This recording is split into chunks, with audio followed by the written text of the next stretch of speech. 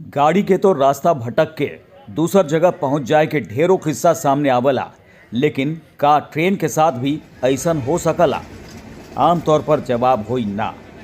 लेकिन ऐसने हैरान करे वाला वाकया सामने आयल सासाराम से, जहां रेलवे के गलती के चलते एक श्रमिक स्पेशल ट्रेन सासाराम पहुंच गई। ए चलते यात्री लोग के काफी असुविधा भइल।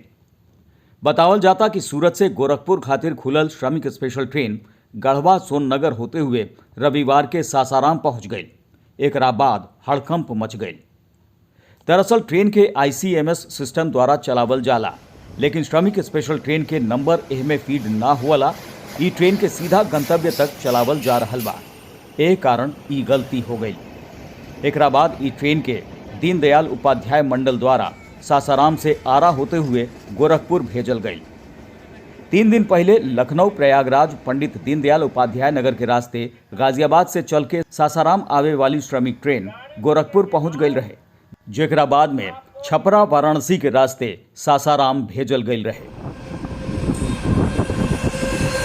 आपन जिला आपन इलाका के खबर खातिर देखत रही और सब्सक्राइब करी खबरिया भोजपुरी चैनल, जे यूट्यूब पर प्रमुख भोजपुरी न्यूज चैनल बा।